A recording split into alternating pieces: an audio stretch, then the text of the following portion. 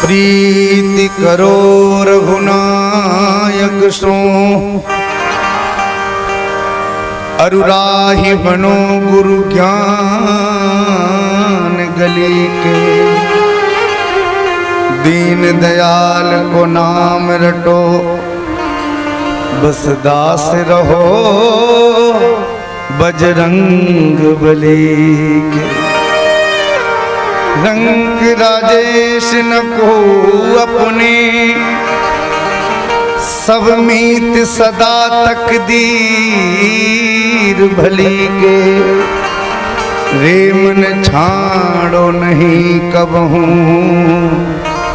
पद पंकज श्री मिथिलेश लली के। पद पंकज श्री मिथिलेश लली। बोलो गोस्वामी तुलसीदास जी महाराज की। अखिल कोटि ब्रह्मांड नायक परात्पर परब्रह्म परमात्मा असंख्य कल्याण गुणगण निलय। कुछ सेटिंग गड़बड़ है आपकी, क्योंकि हमें अपनी आवाज नहीं आ रही।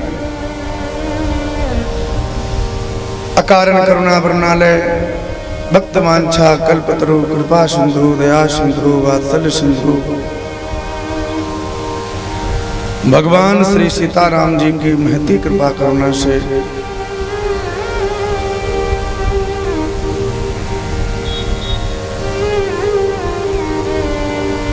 भगवान श्री सीताराम जी एवं भगवान के प्राण प्रिय भक्तों की अनुपम कथा को हम लोग कोई बात बढ़ जाए बड़े ही आनंद के साथ श्रवण कर रहे हैं।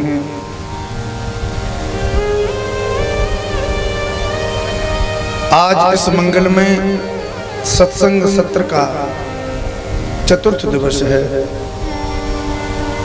3 दिन की मंगलमयी कथा हम सबने बड़े ही भाव के साथ श्रवण करी।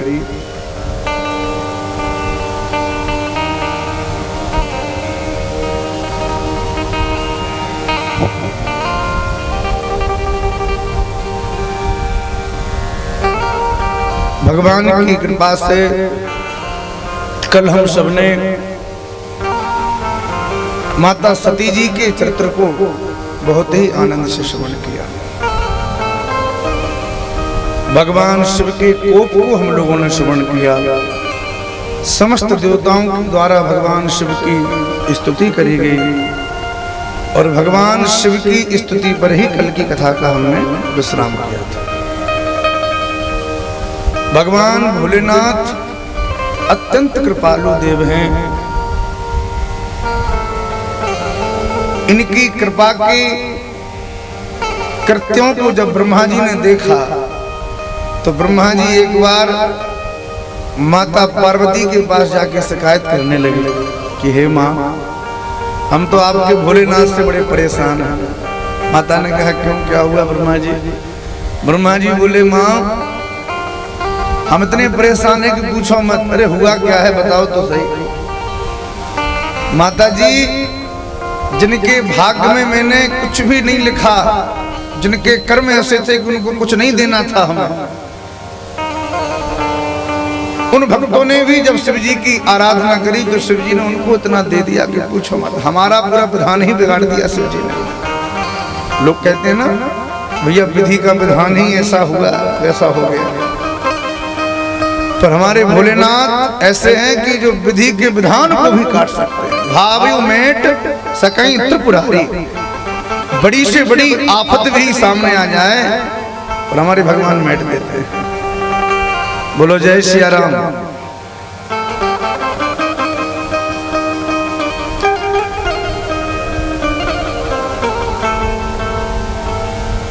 ब्रह्मा जी माता पार्वती से कहते हैं, हे माँ, बावरो रावरो भवन। ये भोलेनाथ बड़े बावरे हैं, अपनी मस्ती में मस्त रहते हैं। जिनके भाग्य लिखी लिपि मेरी, धन की नाही निशानी, जिनके भाग में मैंने लिख दिया कि इनको कुछ नहीं मिलने वाला, ये जीवन भर ऐसे रहेगा हमारा। लेकिन ये कृपानाथ इतने कृपालु हैं, तिन रंगन को नाक संवारत हो आयो अवदानी। उन रंगों को भी इतना धन दे देते हैं कि बड़े बड़े राजा भी उनके सामने फीके पड़ जाते हैं। इसलिए माँ प्रार्थना है कि इनसे कहो कि थोड़ा बहुत लेखा जोखा देख तो लिया करें, किसने कैसे कर्म करे, किसके कैसे पाप पुण्य हैं, उनको देख कर ही भोलेनाथ कुछ दिया करें। तो महादेव ने अपनी निंदा करने वाले दक्ष को भी क्षमा कर दिया, क्योंकि भगवान अच्छा देखो, क्षमा में जो सुख है ना, वो सुख दुनिया में कहीं नहीं है। अकड़ में सुख नहीं है, क्षमा में बड़ा सुख है। किसी व्यक्ति को क्षमा कर दो, क्षमा का सुख ही कुछ अलग होता है। आप गांठ बांध के मन में बैठ जाओ तो वो गांठ जीवन भर बंधी रहेगी, पर क्षमा कर दोगे तो आप तो प्रसन्न हो जाओगे, अगला व्यक्ति अपने आप में मन में गिलानी से भर जाएगा। अरे भाई, और ये बात हमारे राम जी के चरित्र से हमको सीखनी चाहिए। हमारे राम जी के जैसा क्षमाशील दुनिया में कोई दूसरा नहीं। एक बड़ी विचित्र कथा, भगवान श्री राम और रावण का युद्ध चल रहा है, लंका कांड। घनघोर बाणों की बारिश एक दूसरे की तरफ से हो रही है। श्री राम और रावण दोनों आपस में बाणों की बौछार कर रहे हैं। रावण माया भी अपनी माया के प्रभाव से कभी सामने खड़ा हो जाता, कभी आकाश में चला जाता, कभी अदृश्य हो जाता।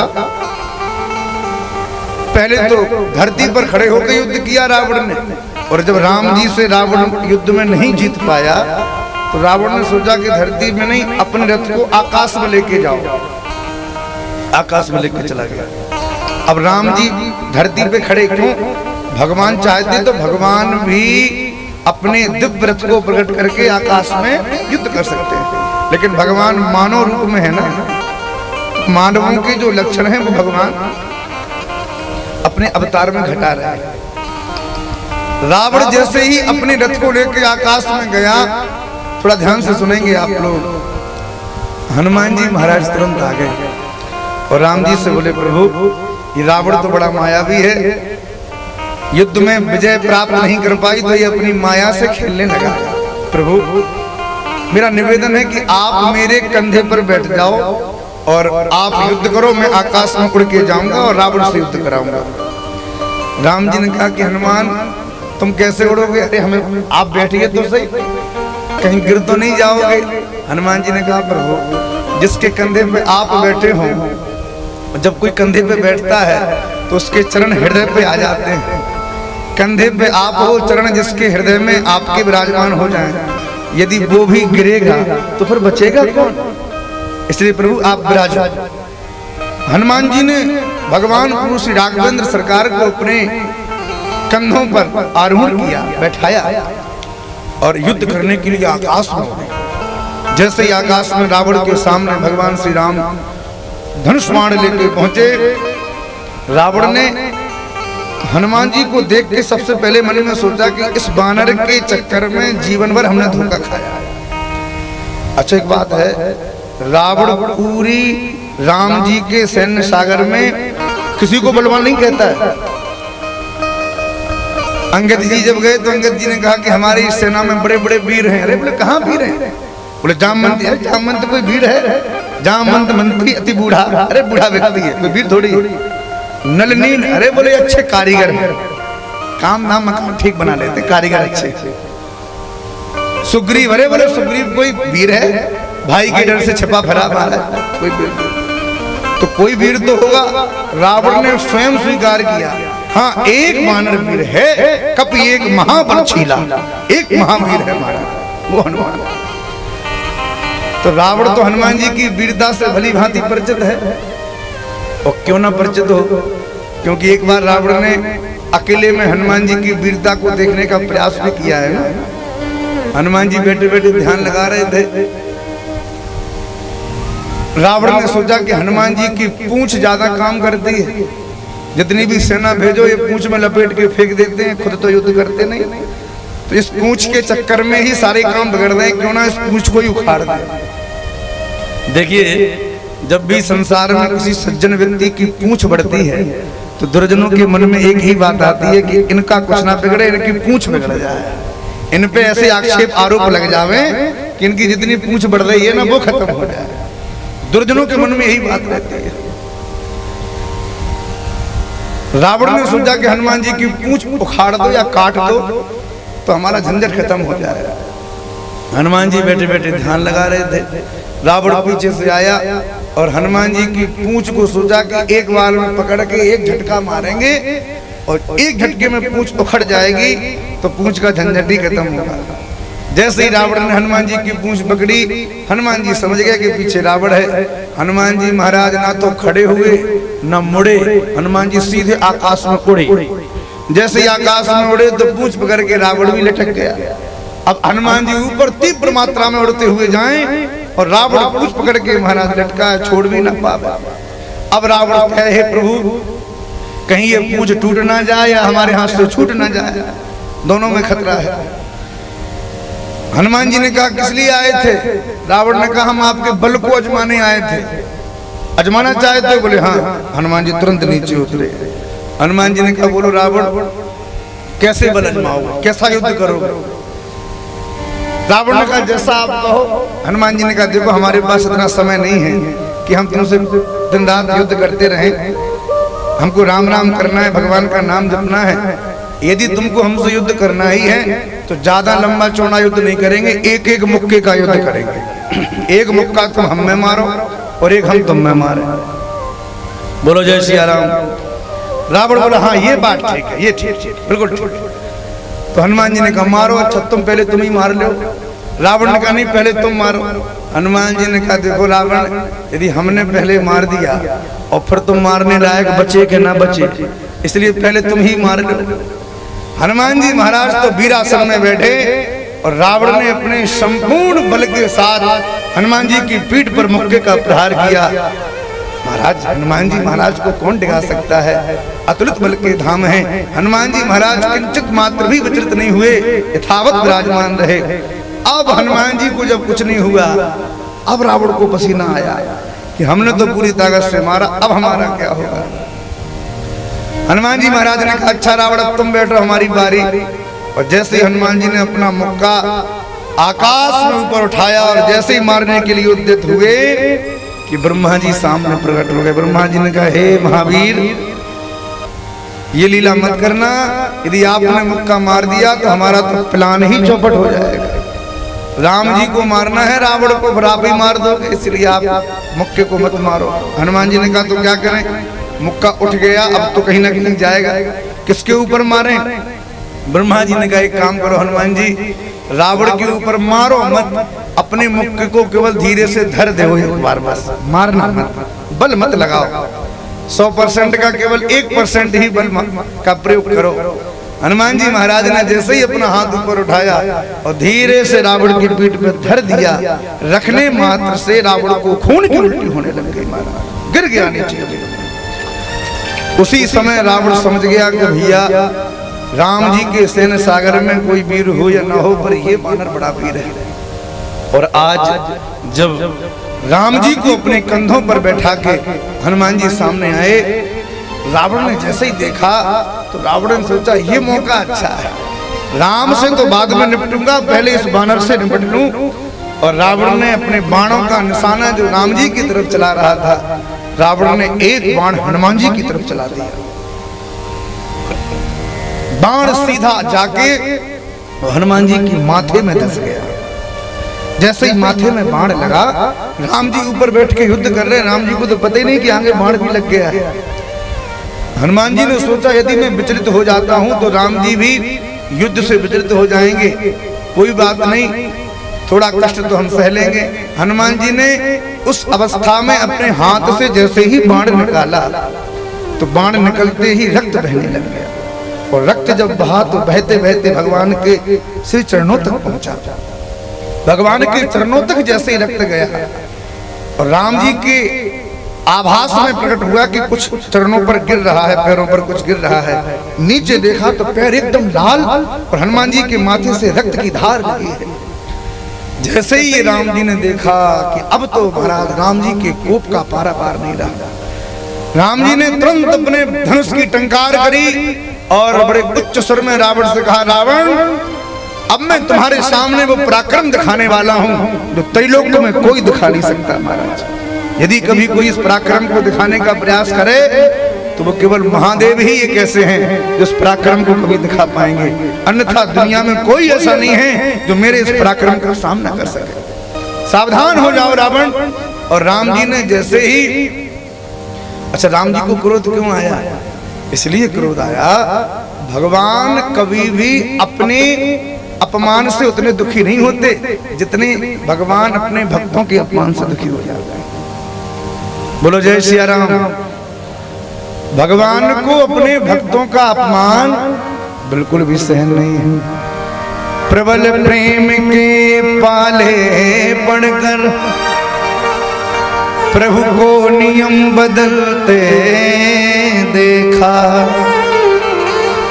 अपना मान टले टल जाए पर भक्त का मान न टलते देखा।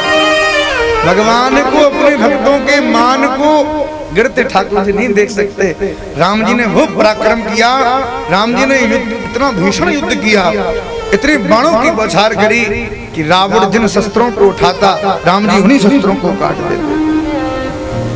तलवार को उठाता भगवान तलवार काट देते। रथ के चारों पहिए भगवान ने काट दिए, छत्र काट दिया, सब कुछ नष्ट कर दिया। रावण के पास कोई शस्त्र नहीं बचा तो टूटे हुए धनुष के टुकड़े से अपनी रक्षा करने लगा। राम जी फिर भी बाणों की बौछार करें। रावण के मन में आया कि राम तो मर्यादा पुरुषोत्तम है और क्या इनको पता नहीं है कि निहत्थे पे बाण नहीं चलाना चाहिए, युद्ध के नियम है। और ये बाणों की बौछार किए जा रहे हैं। तो हमारे श्री राम जी तो बार बार देख रहे थे कि हाथ में कुछ शस्त्र है अभी। रावण ने सोचा कि शायद राम जी को ये धनुष का टुकड़ा ही शस्त्र के रूप में प्रतीत हो रहा है, क्यों ना मैं इसको फेंक दूं। और रावण ने जैसे ही वो फेंका, राम जी समझ गए कि अब इसके पास कुछ नहीं बचा। तुरंत राम जी ने अपने धनुष की प्रत्यंचा उतारी और हनुमान जी से कहा चलो रावण के पास गए।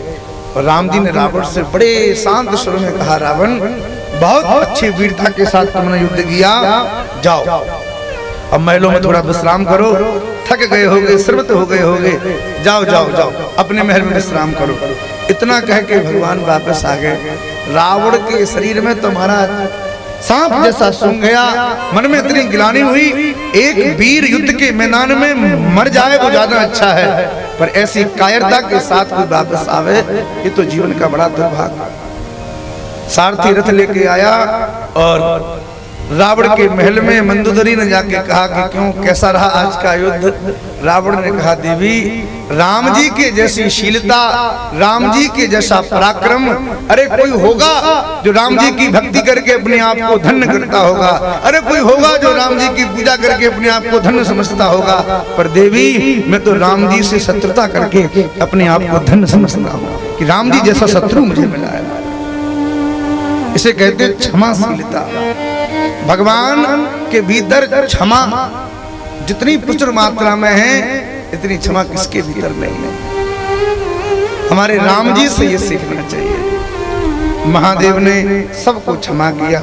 गोस्वामी तुलसीदास जी महाराज कहते हैं, जब सती जी ने अपने प्राणों का त्याग किया था, उस समय मरते मरते मन में एक ही संकल्प किया था महाराज, सती मरत हरि सन बरु मांगा, सती मरत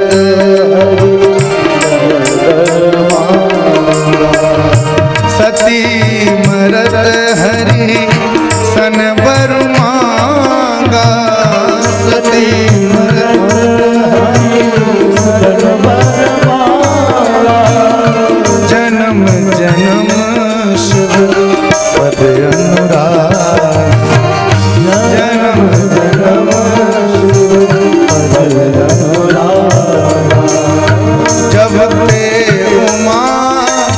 शैलग्रह जाई जब देव उमा शैलग्रह जाई सकल सिद्धि संपत्ति छाई सकल सिद्धि संपत्ति छाई। वही माता सती हिमाचल के यहाँ पार्वती जी के रूप से उमा के रूप से प्रकट हुई और जन्म से ही भगवान की भक्ता प्रकट है, जन्म से ही भगवान की भक्ता है। नारद जी महाराज को जैसे ही सूचना मिली, देवर्षि नारद महाराज हिमालय के यहाँ प्रकट हुए। हिमालय ने जैसे ही नारद जी को देखा कि तुरंत देख के चरणों में लौट के प्रणाम किया। गोस्वामी तुलसीदास जी कहते हैं, शैल राज बड़ आदर कीना, पद पखार बर आसन दीना। जैसे ही संत भगवान घर में पधारे, हिमालय जैसी ऊंचाई जिसकी हो, थोड़ा ध्यान से समझना मेरी बात। हम लोग बहुत जल्दी अभिमान में डूब जाते हैं और जीवन में अभिमान ही गिराने वाला होता है। अभिमान आया कि व्यक्ति गिरा, फिर वो बचने वाला नहीं, वो गिरेगा जरूर। हिमालय की जैसी ऊंचाई जो धारण किए हैं महाराज हिमाचल, इतना बड़ा राजपाट, लेकिन जब सामने नारद जी जैसे संत महापुरुष आए तो नारद जी के चरणों में आगे बढ़ के लौट के प्रणाम किया। यह है सहजता। शिष्य हमेशा गुरुदेव के चरणों में प्रणाम करता है और गुरुजी हमेशा अपने शिष्य को उठा के हृदय से धारण करते हैं। और देखिए, कभी भी शिष्य को ये नहीं सोचना चाहिए कि गुरुजी हमारे कारण उठे हैं, ये सोचना चाहिए कि हम गुरुजी के कारण हैं। एक हिमालय शिष्य हैं और एक रावण भी चेला है हमारा। किसका चेला है? शिव जी का। रावण ऐसा चेला है भगवान शंकर का कि जब भगवान शंकर से मिलने के लिए जावे तो क्या करे? सबसे पहले जाके कैलाश पर्वत को हिलाता है। जाके कैलाश को हिलाते हिलाते को भुजाओं में उठा ले। कैलाश हिलने लग जाए तो माता पार्वती कहें, प्रभु ये क्या लीला हो रही है? शंकर जी की देवी, कोई बात नहीं, ये तो होता रहता। अरे क्या हो रहा है? चेला आया है। कौन? रावण। अच्छा, कभी कभी मन हो जाता है तो कैलाश को हिलाने लगता है। कहना क्या चाहता है? रावण कहता है, देखो गुरुजी, तुम में हम में, भले आप हमारे गुरुजी हो, पर अंतर बहुत है। क्या अंतर है? तुम हो पंचानन और हम हैं दशानन। तुम्हारे तो 5 ही सिर हैं, हमारे तो 10-10 सिर हैं महाराज। और हे प्रभु, आप भले गुरु हो, पर हमने भी आपको अपनी भुजाओं में उठा रखा है, हम बड़े बलवान हैं। रावण को इतना अभिमान, ऐसा चेला भैया किसी को ना मिले। एक शिष्य ये हैं हिमाचल, इन्होंने जैसे ही नारद जी को देखा चरणों में लौट के प्रणाम किया, स्वाभाविक प्रणाम किया। कभी भी कोई व्यक्ति हमें यदि प्रणाम कर रहा है तो हर व्यक्ति को ये विचार नहीं करना चाहिए कि ये प्रणाम वो हमें कर रहा है। इस बात को अच्छे से समझना। कोई भी हो, कोई व्यक्ति यदि आपके चरणों में झुक रहा है, आपको प्रणाम कर रहा है, तो ये कभी मन में मत सोचना कि वो आपको प्रणाम कर रहा है। आपकी सौम्यता, आपकी सहजता, आपको जो भगवान गुरुदेव की कृपा से भेष मिला है, तिलक तुलसी, आपके भजन, इनको देख के लोग आपको प्रणाम कर रहे हैं। और जो व्यक्ति प्रणाम कर रहा है, उस प्रणाम करने में उस व्यक्ति की शालीनता को देखो कि वो आपके सामने झुक रहा है। कई बार लोग प्रणाम करते हैं, लोग सीधे खड़े रहते हैं, कोई मतलब नहीं। कई बार लोग प्रणाम करते हैं, बिल्कुल सीधे सीना ताने खड़े रहते हैं। अरे कोई हमारे सामने झुके तो कम से कम झुक के उसको उठाओ तो सही। हमारे संतों की परंपरा में तो यहाँ तक है कि कोई चेला गुरुजी को दंडवत करता है ना, तो गुरु भी आशीर्वाद नहीं देते, गुरुजी भी मुंह से दंडवत ही कहते हैं, बेटा दंडवत। कभी ऐसा किसी ने देखा हो कि किसी चेला ने जो गुरुदेव के संग में रहता हो, सेवा करता हो, और गुरुजी के चरणों में लौट के प्रणाम करे? क्या गुरुदेव के चरणों में दंडवत प्रणाम? तो गुरुजी ये कहेंगे, हाँ दंडवत, दंडवत। महाराज जी भी दंडवत ही करते हैं। क्यों? क्योंकि वो दंडवत चेला को नहीं है, वो दंडवत आपके तिलक तुलसी को है, भगवान की भेष को दंडवत है।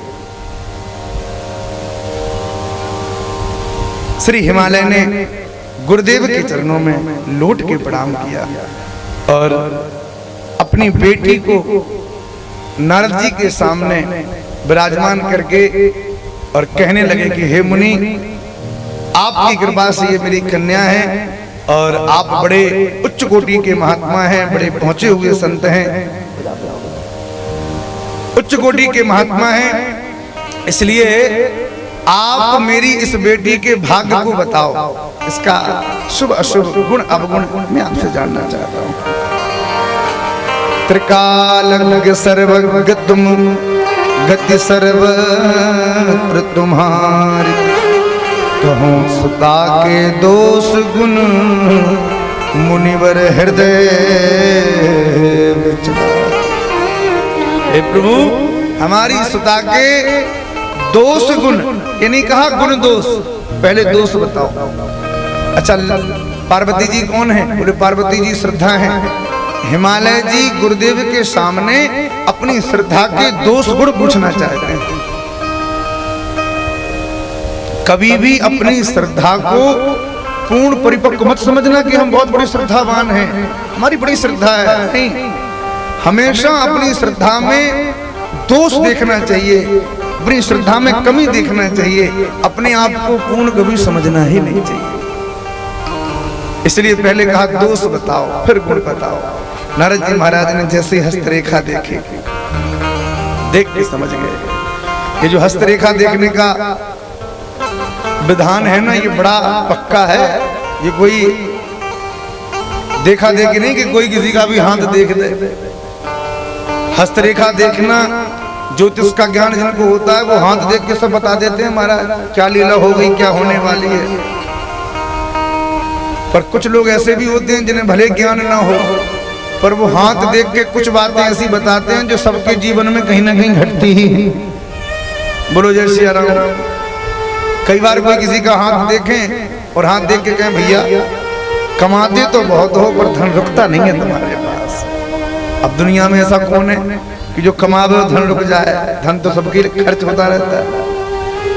थोड़ी देर में कहेंगे भैया तुम्हारे हाथ की रेखाएं इतनी प्रबल हैं कि तुम तो सब पे विश्वास करते हो पर तुम पे कोई विश्वास नहीं करता, तुम्हें हमेशा धोखा ही धोखा मिला। अरे महाराज बिल्कुल सत्य बात कह रहे हो, हमें जब मिला तब धोखा ही मिला। ऐसा तो होता ही है।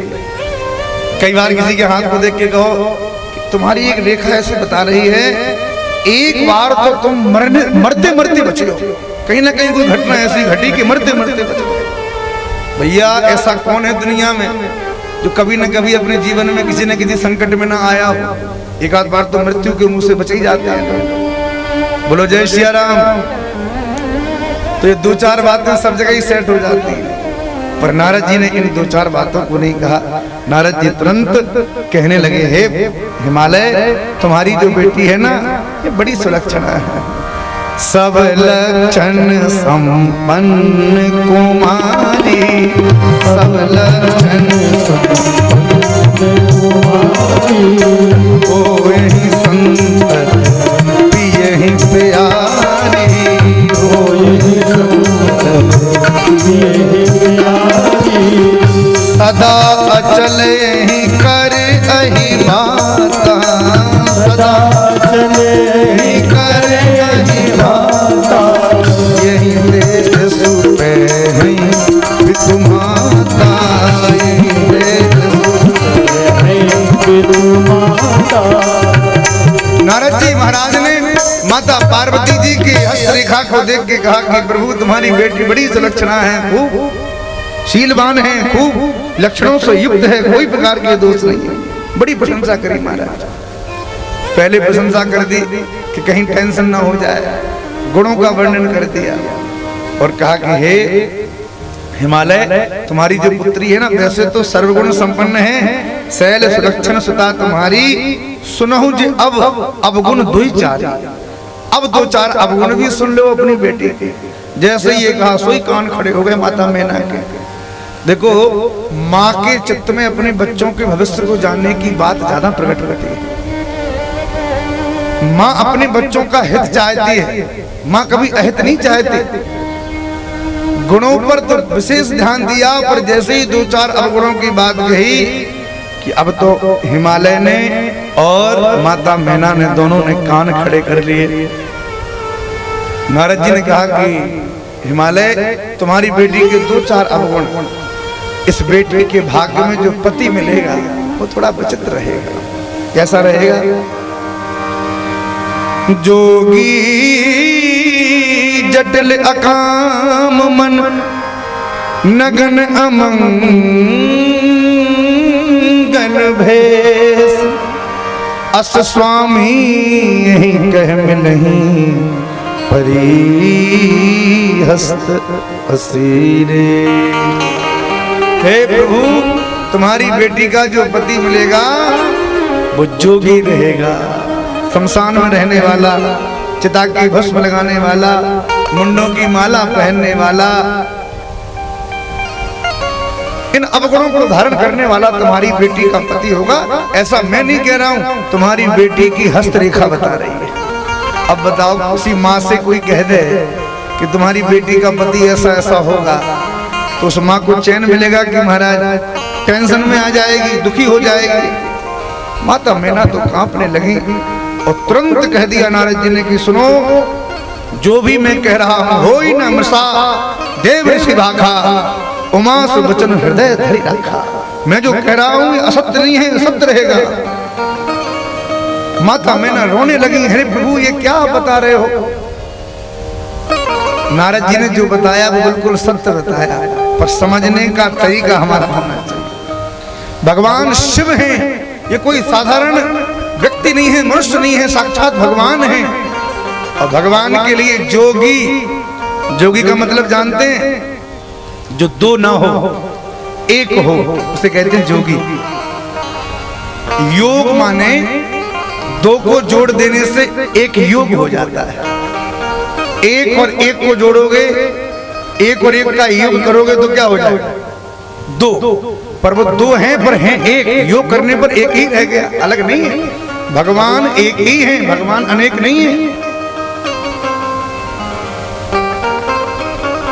कोई कितना भी कहे कि भगवान के ये रूप, पर मूल में तो भगवान का एक ही तत्व तो एक ही है। वही तत्व सबके ऊपर किसी न किसी रूप से कृपा करता है, वही एक तत्व सबके ऊपर कृपा कर रहा है। इसलिए योगी जो दो नहीं है।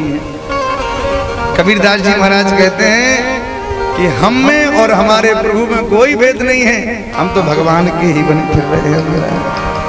राम मरे तो हम मरे, नहीं तो मरे बलाय, अविनाशी की गोद में मरे न महाराजा। कबीरदास जी कहते हैं वो प्रभु सब जगह समाये हुए हैं, उनको कहीं ढूंढने की जरूरत नहीं है। जहां आप अपनी श्रद्धा भक्ति को प्रकट कर दोगे भगवान वहीं प्रकट होंगे। भगवान शिव जोगी हैं। जोगी जटिल, जटिल माने कठिन। कई बार हम लोग बचपन में सवाल लगाते हैं तो हमारे अध्यापक कहते भैया बड़ा जटिल सवाल है, बड़ा कठिन सवाल, जो किसी की समझ में ना आवे वो जटिल। तो भगवान को बताओ आज तक किसी ने समझ पाया क्या? जिसकी दौड़ जहां तक है वहीं तक तो समझ पाया, उससे आगे कोई नहीं समझ पाया। जो समझा ना जा सके फिर भी उसकी प्रतीति हो, वो है जटिल। बोलो जय सिया राम। जोगी जटिल अकाम मन, जिनके चित्त में दूर दूर तक काम प्रवेश ना हो। अरे जिन्होंने कामदेव को देख के अपने तीसरे नेत्र से भस्म कर दिया हो, कोई तो अकाम है महाराज, अकाम मन। नारद जी ने कहा हिमालय महाराज, ये जो मैंने तुम्हारे दोष बताए हैं ना, ये यदि शिवजी में घट रहे हैं, यदि तुम्हारी बेटी शिवजी की तपस्या करे तो निश्चित ही उसको शिवजी के रूप में पति की प्राप्ति हो जाएगी।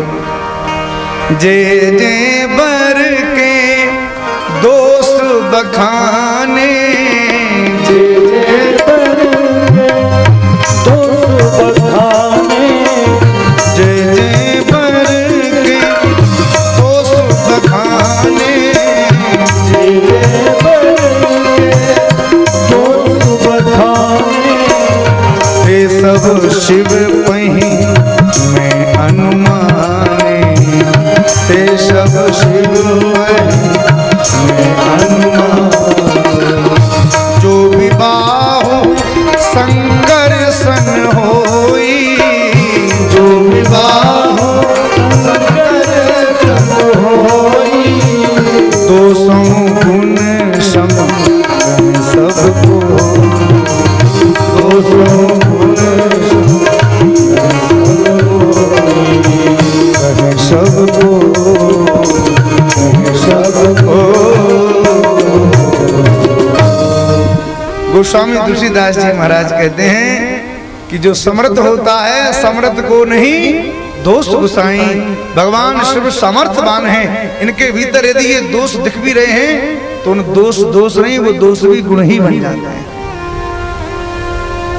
अरे भाई, गंगा जी के जल में गंगा जी बह रही हो, लोग खूब डुबकी लगा रहे हो, बगल में लोग नहाते भी रहते हैं, कुत्ते भी पानी पीते रहते हैं गंगा जी के किनारे, और फिर भी लोग बड़ी श्रद्धा से गंगा जी में डुबकी लगाते हैं। आपके मन में अश्रद्धा होती है क्या? अरे गंगा जी का जल है, परम पवित्र है। क्यों? क्योंकि वो जल गंगा जी की धारा में बहता हुआ हमको नजर आ रहा है। और हम आपसे पूछें कि गंगा जी का जल एक लोटे में भर के लाओ और अपने दरवाजे पे रख दो, और कोई कुत्ता उस लोटे के जल को पी जावे, तो फिर आप उस जल को पियोगे क्या? फिर नहीं पियोगे। क्यों? क्योंकि कुत्ते ने जूठा कर दिया। जल अलग हुआ तो उसके दोष प्रकट हो गए, पर गंगा जी की जैसी सामर्थ्य में वो जल प्रवेश कर गया तो दोष होने के बाद भी उसके दोष नहीं दिखाई पड़े।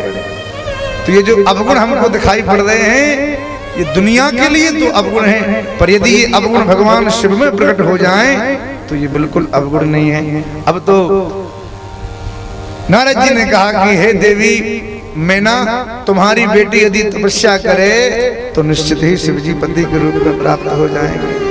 जो तप करे कुमार तुम्हारी भाव मैट सकह त्रिपुरारी। माता मैना तो चिंता में भर गई कि मेरी इतनी छोटी सुकोमल बालिका ये तपस्या करने योग्य नहीं है, कैसे तपस्या करेगी? चिंता में भर गई। उसी समय रात्रि के समय माता पार्वती जी को स्वप्न आया। सुबह माता मैना चिंता में हिमालय के पास बैठ के चर्चा कर रही थी कि अपनी बेटी को मैं कैसे संभालूं, कैसे वन की आज्ञा दूं, कैसे तपस्या की आज्ञा दूं।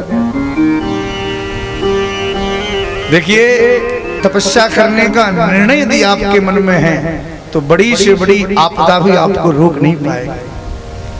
आपके चित्त का संकल्प तो होना चाहिए।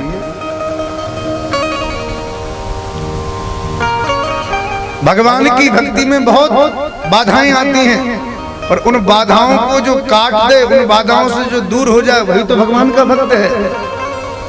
थोड़ी सी प्रतिकूलता जीवन में आ जाती है, हम लोग पीछे हट जाते हैं, ये हमारा दुर्भाग्य है। और कई बार तो हमने ऐसा भी देखा, गांव में यदि कोई व्यक्ति सोच भी ले कि चलो भाई आज से अब हनुमान जी के भक्त हो गए, अब उल्टा सीधा ना खाएंगे ना पिएंगे, सब छोड़ देंगे, अब तो भाई केवल भगवान के भजन में लगना है। और ऐसा सोच के यदि कोई व्यक्ति गले में तुलसी की घंटी पहन ले, माथे पे तिलक लगा ले, और तिलक लगा के जैसे ही निकले घर से बाहर तो उसी के पड़ोस के लोग उसको देख के चिढ़ाना प्रारंभ कर देते, अरे बड़े भक्त बने फिर रहे हो महाराज, पूरी भक्ति तो तुम्हारे भीतर आ गई। उपहास करने लग जाते हैं लोग। और जैसे ही लोगों ने उपहास किया कि जो तिलक लगा रखा था हमने, थोड़ी लोगों की हंसी सुनी और तुरंत अपने घर में जाके हमने तिलक पहुंच दिया, कंठी उतार के धर दी, हो गई आपकी नई भक्ति 9 दिन, खेचा तानी 10 दिन, इससे ज्यादा क्या चलेगी महाराज। पर हम आपसे वचन दे रहे हैं, यदि आप तिलक लगा रहे हैं और कोई आपका उपहास कर रहा है तो तिलक मिटाओ मत, दूसरे दिन उससे भी बड़ा ज्यादा तिलक लगाओ, और मोटी कंठी पहनो, और मोटा महाराज भगवान का नाम लो, जिससे लोगों को लगे कि भाई हमारे कहने का भी इसके ऊपर कोई फर्क नहीं है। अरे दुनिया वाले तो महाराज पीछे ही पड़ जाते हैं, पर आपकी निष्ठा श्रद्धा यदि प्रबल है तो जो आपके विरोध में लोग खड़े रहते हैं, एक दिन ऐसा आएगा कि आपकी भक्ति को देख के वही आपके सामने हाथ जोड़ के आपको, पर आपकी निष्ठा लगन तो वैसी होनी चाहिए। अरे लगन तुमसे लगा बैठे जो होगा देखा जाएगा। लगन तुमसे लगा बैठे जो देखा जाएगा। लगन तुमसे लगा बैठे जो होगा देखा जाएगा। लगन तुमसे लगा बैठे जो होगा देखा जाएगा। लगन तुमसे लगा बैठे जो होगा देखा जाएगा। लगन तुमसे लगा बैठे जो होगा देखा जाएगा। तुम्हें अपना तुम्हें अपना तुम्हें अपना तुम्हें अपना बना बैठे जो होगा देखा जाएगा।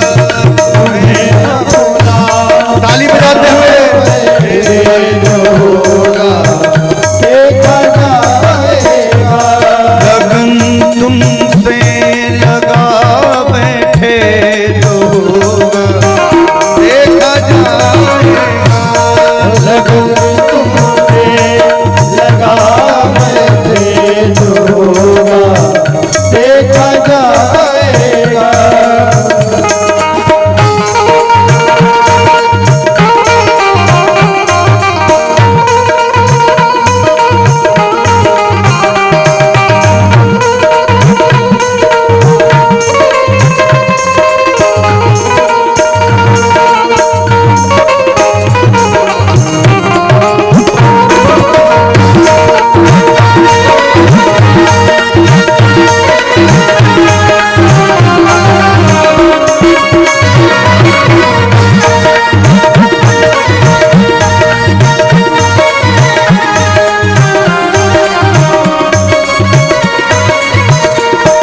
कभी दुनिया से डरते थे तो छिप छिप याद करते थे। कभी दुनिया से डरते थे छुप याद करते थे। दुनिया वाले कुछ भी कहें पर हमें पीछे नहीं हटना महाराज। हम तो तुम्हारे दर के लिए बढ़ गए तो बढ़ गए। इनके कहने में यदि आप आओगे तो संसार में कुछ करने वाले कुछ नहीं कर पाओगे। कभी दुनिया से डरते थे कुछ छुप याद करते थे। कभी दुनिया से डरते थे छुप याद करते थे। लो अब पर्दा लो अब पर्दा लो अब पर्दा लो अब पर्दा लो अब पर्दा उठा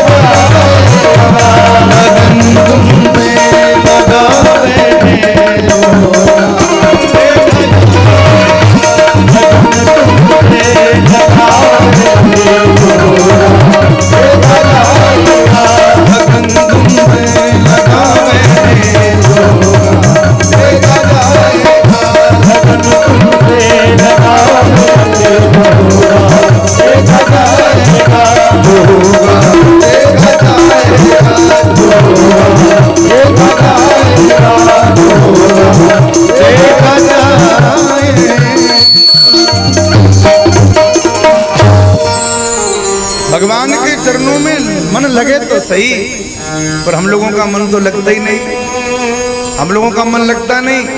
और हमारे रैदास जी महाराज क्या कहते हैं, अब कैसे छूटे राम रटला। रैदास जी महाराज के जीवन में ऐसी राम जी की रटन लगी। रैदास जी पता है आपको, चर्मकार जाति में प्रकट हुए रैदास जी। बोलो जय सिया राम। भगवान की भक्ति में सबसे पहली बात, कान खोल के आप लोग सुन लो, जाति वर्ण किसी प्रकार की कोई बाधा नहीं करता। कोई सोचे कि हम इस जाति के हैं या कोई सोचे कि हम बहुत उच्च वर्ण के हैं, भगवान हमें बहुत जल्दी मिलेंगे, इस भ्रम में मत रहना महाराज। भगवान आपकी जाति आपके वर्ण को नहीं देखते, भगवान आपके निश्चल हृदय को देखते। कहीं भी कोई एक बात हमसे बता दे कि भगवान ने कहा हो कि हम ब्राह्मण को बहुत जल्दी मिल जाते हैं, कि हम क्षत्रिय को बहुत जल्दी मिल जाते हैं, कि हम वैश्य को बहुत जल्दी मिल जाते हैं, एक शूद्र को बहुत जल्दी मिल जाता है। भगवान ने किसी वर्ण के लिए कहीं नहीं कहा, भगवान ने तो केवल एक बात कही। क्या कही? निर्मल मन जन सोहि पावा, निर्मल मन जन सोहि पावा, निर्मल मन जन सोहि पावा, निर्मल मन जन सोहि पावा। मोहि कपट छल छिद्र न भावा, मोहि कपट छल छिद्र न भावा। भगवान ये कहते हैं निर्मल मन जन सो मोहि पावा। जिसका भी निर्मल मन हो जाए वो मुझे पा सकता है, वो कोई भी हो। आप थोड़ा ध्यान से सुनेंगे, भक्ति तीन लोगों में भक्ति बड़ी दुर्लभ है। किस किस में दुर्लभ है पता है आपको? 3 लोगों के पास भक्ति आना बड़ा दुर्लभ है। सबसे पहला ब्राह्मण, ब्राह्मण के पास भगवान की भक्ति आ जावे ये बड़ी कृपा हो ठाकुर जी की, तभी आ पाती है। अब आप कहोगे कि महाराज पंडित जी तो बड़े भक्त बने डोलते रहते हैं, इनके ऊपर तो भगवान की पूरी कृपा रहती है। मेरी बात को, ये मैं बहुत ऊंची बात कहने के लिए आप लोगों को सामने निवेदन कर रहा हूं। ब्राह्मण जो होता है ना, ब्राह्मण के मन में कहीं ना कहीं अपने वृपत्व का, अपने ब्राह्मणत्व का अभिमान रहता है कि हम ब्राह्मण हैं। और भगवान को अभिमान बिल्कुल प्रिय नहीं है, और अभिमान में भर के कोई भगवान की भक्ति कभी कर ही नहीं पाया। अभिमान से युक्त भक्ति भगवान को बिल्कुल भी प्रिय नहीं है। इसलिए दुर्लभ भक्ति, ब्राह्मण के भीतर यदि भक्ति आ गई तो वो कोई ऐसा वैसा भक्त बनने वाला नहीं है। यदि ब्राह्मण भक्त वास्तव में हो गया, भक्ति उसके भीतर आ गई, तो हमारे पूज्य गुरुदेव भगवान कहते हैं वो छोटा मोटा भक्त नहीं बनता, आचार कोटि का भक्त बनता है। जगत गुरु रामानंदाचार्य, वल्लभाचार्य, शंकराचार्य, रामानुजाचार्य, इन आचार कोटि का भक्त बनता है ब्राह्मण, यदि भक्ति आ गई। और यदि ब्राह्मण में भक्ति न हो, अब आप लोग थोड़ा सावधानी से सुनेंगे। प्रहलाद जी महाराज श्रीमद् भागवत में भगवान नरसिंह के सामने स्तुति करते हुए कह रहे हैं, प्रभु विप्राद दूसरे गुण युताधर बिंद नाबाद, यदि ब्राह्मण 12 गुणों से अलंकृत क्यों न हो, ब्राह्मण के भीतर सारे गुण क्यों न हो, पर यदि भक्ति का गुण उसके भीतर नहीं है, भगवान की भक्ति उसके भीतर नहीं है, तो प्रहलाद जी कहते हैं वो गांव का झाड़ू लगाने वाला जो सुपच है, यदि वो तन मन धन से भगवान के प्रति समर्पित है, भगवान की भक्ति उसके चित्त में है, वो निरंतर संतों की सेवा करता है, नाम जप करता है, खूब तिलक तुलसी लगा के कटी पहन के भजन करता है, तो हमारे पूज्य गुरुदेव कहते हैं कि वो सुपच उस ब्राह्मण से भी श्रेष्ठ है, यदि वो भक्त है। और ब्राह्मण होने के बाद भक्त नहीं है तो वो श्रेष्ठ नहीं है। भगवान की सत्ता कभी जाति वर्ण को नहीं देखते। अरे भैया, जिन लोगों से सनातन को घोर खतरा है, जिन मुसलमानों से सनातन को कहीं ना कहीं खतरा है, कहीं ना कहीं हानि है, बहुत बड़ी हानि है। ऐसे मुसलमानों में भी कई ऐसे भक्त हुए हैं जिनके पीछे पीछे भगवान डोले। आप रसखान जी के चरित्र को पढ़े, यवन हरिदास जी के चरित्र को पढ़े। यवन हरिदास जी के चरित्र में आता है कि ये मुस्लिम परिवार में इन्होंने जन्म लिया और राम जी के नाम की ऐसी लगन लगी कि वृंदावन में इन्होंने सब कुछ छोड़ के और खूब भगवान का नाम जपा, खूब भक्ति करी। अकबर के सम्राट में, अकबर के राज्य में जब पता चला कि ये एवं हरिदास जी दिन रात स्वयं भी भजन करते हैं, कई मुसलमानों को भजन करवा रहे हैं, आदेश दे दिया शासक ने, भरे बाजार में कोड़े लगाए जाए, मारो उसको, ये अपनी कौम का होकर दूसरी कौम में जा रहा है, मारो उसको। बड़े बड़े सेवकों ने मोटे मोटे कोड़े जब हरिदास जी की पीठ के ऊपर मारते तो पीठ की खाल छिल जाती, रक्त बहने लगता, और जितनी तेजी से वो कोड़े मारते उतनी तेजी से ही भगवान का हे राम हे राम हे कृष्ण भगवान राम कृष्ण के नाम का उच्चारण। भक्ति किसके भीतर प्रकट हो जाए कोई नहीं जानता। पहला, भक्ति दुर्लभ है ब्राह्मण के लिए। यदि भक्ति आ गई तो ब्राह्मण फिर बहुत उच्च कोटि का हो जाएगा, और नहीं आई तो महाराज फिर कहते रहो अपने आप को ब्राह्मण देवता, अभिमान में भरे भरे रहो। दूसरा दुर्लभ किसको है? दूसरा दुर्लभ है राजा का। राजा के भीतर भक्ति आ जाए ये भगवान की बड़ी कृपा। क्यों नहीं आ सकती राजा के भीतर भक्ति? क्योंकि जो राजा होता है उसको अपनी प्रजा का अभिमान, अपने धन का अभिमान, अपने सैन्य शक्ति का अभिमान, अपने राजकोष का अभिमान, अपने धन बल हर चीज का अभिमान। और राजाओं के सामने जब उनकी वृद्धावली गाई जाती है तो और अभिमानों में फूल जाते हैं महाराज। राजाओं के सामने तो उनकी प्रशंसा करने वाले लोग बुलाए जाते हैं, जो उनके सामने खड़े होकर उनकी प्रशंसा करते हैं, वाह वाह करते हैं। और जहां वाह वाह होती है वहां व्यक्ति हवा में भर जाता है। गुब्बारे में हवा भरो तो गुब्बारा उड़ने लगता है, और इंसान के सामने वाह वाह करो तो इंसान उड़ने लगता है। अच्छा, हवा का उल्टा करो क्या होता है? हवा का उल्टा वाह। ज्यादा वाह वाह किसी की करने लग जाओ तो वो धरती पे नहीं रहता, आकाश में उड़ने लगता है। तो राजाओं की तो वाह वाह होती है, तो राजा भी बहुत कम भक्त बन पाते हैं। और यदि कोई राजा भक्त बन जाए, आप लोग विचार करें, इस बुंदेलखंड की भूमि पर आप लोगों ने जन्म लिया, आप लोगों को तो अपने मन में गौरव होना चाहिए, गर्व होना चाहिए कि आपके बुंदेलखंड में जहां साक्षात भगवान राम राजा विराजमान है, मधुकर साय जैसा कोई राजा हो, जो संतों के भक्तों का ऐसा भक्त हो जिसकी भक्ति को देख के बड़े बड़े राजा भी नतमस्तक हो जाए। आप उस बुंदेलखंड के वासी हो जहां मधुकर साय जैसे राजाओं ने राज किया। मधुकर साय जी के चरित्र में आता है, इन्होंने अपनी रानी को प्रणाम कर लिया महाराज, उनकी भक्ति को देख के, संत भक्ति को देख के। मधुकर साय जी इतने बड़े संत वैष्णव भक्त हो गए, शायद आप लोगों को पता ना हो, इन्होंने मन में प्रतिज्ञा कर ली कि कोई भी संत तिलक तुलसी धारण करने वाला मिले और हम उसको लौट के प्रणाम करेंगे, चाहे कोई भी हो, किसी भी जाति का हो। यदि वो तिलक तुलसी लगा के आ गया तो हम प्रणाम करेंगे। कई बार विरोधी लोगों ने, विपक्ष के लोगों ने इस बात की पुष्टि के लिए कई बार गांव के झाड़ू लगाने वाले सुपच को तिलक लगा दिया, तुलसी पहना दी, पीली पीतांबरी उड़ा दी और सामने से निकाल दिया, राजा की सवारी जा रही है और वो तिलक तुलसी लगा के आ गया। तो महाराज उतर के और चरणों में लौट के प्रणाम किया। एक बार लोगों ने सोचा कि चलो कोई बात नहीं, आज इनकी परीक्षा लेते हैं, क्या करें? तो एक गधे को लाए, एक गधे को सुंदर पीला पीतांबर उड़ा दिया, गले में तुलसी की कंठी पहना दी और गधे के माथे पे रामानंदी तिलक लगा दिया और गधे को राजा के महल के सामने धकेल दिया।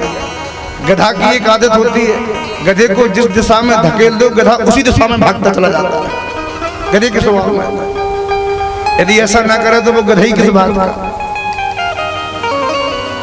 बोलो जय सिया राम, जैसे ही गधा तिलक तुलसी धारण करके सामने आने लगा, महाराज ने देखा तो हृदय में इतनी प्रसन्नता हुई, इतने गदगद हो गए कि वाह धन्य हूं मैं, मेरे राज्य में संत वैष्णव तो हैं ही हैं, उनकी तो महिमा बहुत ही है। पर किसी अब तक तो मैंने 2 पैर वाले संत वैष्णवों का दर्शन किया, पर मैं धन्य हो गया, हमारे राज्य में 4 पैर वाला भी वैष्णव है, पशुओं में भी वैष्णवता आ रही है। अपने सिंहासन से उठ के उस गधे के चरणों में लौट के प्रणाम किया। ये महाराज भक्ति का प्रमाण है। तो दूसरी दुर्लभ भक्ति है राजा को, कैसे तो आती नहीं है, और राजा के जीवन में यदि भक्ति आ जाए तो भैया वो राजा फिर बहुत उच्च कोटि का भक्त होता है। बोलो जय सिया राम। लेकिन एक बड़ी पीड़ा मन में हमारे है, हम सब हिंदू सनातनी इतने उन्मत्त हो गए हैं, इतने अपने पथ से च्युत हो गए हैं कि हम लोग इस बात को अभी समझ ही नहीं पा रहे हैं कि हमें किस राजा के राज्य में रहना चाहिए। कल चुनाव का जो निर्णय आया, वैसे राजनीति की बात मंच से नहीं कहनी चाहिए, क्योंकि हमारा किसी भी राजनीति से कोई लेना देना नहीं है, पर हम आप लोगों से अपने हृदय की पीड़ा कहना चाहते हैं, क्योंकि आप सब हमारे अपने हो, बाहर के नहीं। और यदि इस पक्ष को हम विचार करें तो राजनीति की बात कहनी भी चाहिए। क्यों कहनी चाहिए? क्योंकि राजाओं के ऊपर उस जमाने में भी धर्माचार हुआ करते थे। जो धर्म का आचरण करने वाले हैं, राजा भी उनसे सलाह लेके ही कार्य किया करते थे। राजाओं के ऊपर भी दंड देने वाला धर्माचार हुआ करता था। बिना धर्माचार के किसी राजा का राज्य नहीं चल सकता था। और हम एक बात कहें, ये देश हमारा है, भारत देश हमारा है, और इस देश में ही हमारी माँ गंगा बह रही है, माँ जमुना जी की धारा बह रही है। हरिद्वार, ऋषिकेश, बद्रीनाथ, केदारनाथ, जगन्नाथपुरी, रामेश्वरम कहाँ है ये? इसी भारत देश में है कि नहीं है? और इस भारत देश के ऊपर यदि कोई संकट आएगा तो उसका जिम्मेदार कौन होगा? भारत में रहने वाले हम लोग ही तो जिम्मेदार होंगे। केवल किसी व्यक्ति के ऊपर संकट की बात नहीं कह रहा हूं मैं, अपने राष्ट्र के प्रति हम लोगों को सजग रहना चाहिए। पर भैया कल के निर्णय ने हृदय में एक उथल पुथल प्रकट कर दी। वो ये है कि जिस शासक ने अपने शासन में, देखो कहने के लिए तो लोग बहुत कुछ कहने के लिए तैयार रहते हैं कि बड़ी महंगाई, ऐसा सब कुछ हो गया, मानता हूं, पर भैया वो महंगाई, वो सब कुछ भूखे रहना हम स्वीकार कर लेंगे, पर यदि कोई हमारे राष्ट्र के ऊपर कोई कुठाराघात करे, हमारे तीर्थ स्थलों को कोई नष्ट करे, हमारे देवी देवताओं का कोई अपमान करे, उनकी कोई अवहेलना करे, हमारे सामने हमारे संतों का कोई अपमान करे, आप सब लोग भूल गए इस बातों को। जिस प्रदेश में, जिस अयोध्या में भगवान श्री राम के उस मंदिर के ढांचे को तोड़ने में अनेक संतों ने बलिदान दे दिया, महाराज रक्त बहा दिया, सरजू जी लाल हो गई, जहां के कुएं संतों के मरे हुए शरीरों से भर गए, महाराज जहां कितना बलिदान नहीं दिया गया, संतों के ऊपर जहां गोलियां चलाई गई, महाराज हमने इतने आक्रमण को सहन करने के बाद भी कैसे कैसे भगवान की कृपा से राम जी मंदिर में विराजमान हुए। और ये तो भला कि राम जी पहले विराजमान हो गए, यदि चुनाव के बाद मंदिर बनने की स्थिति होती तो हमें नहीं लगता कि अब मंदिर बन पाता। बोलो जय सिया राम। लेकिन हम लोगों ने जो निर्णय कराया, महाराज बड़ा, हमें पूरे देश से नहीं लेना देना, पर अयोध्या के उन लोगों से जरूर प्रार्थना करनी है कि भाई जिन राम जी, अरे भाई जीते जी तो छोड़ो, मरने के बाद जब राम जी के सामने जाओगे तो क्या मुंह दिखाओगे?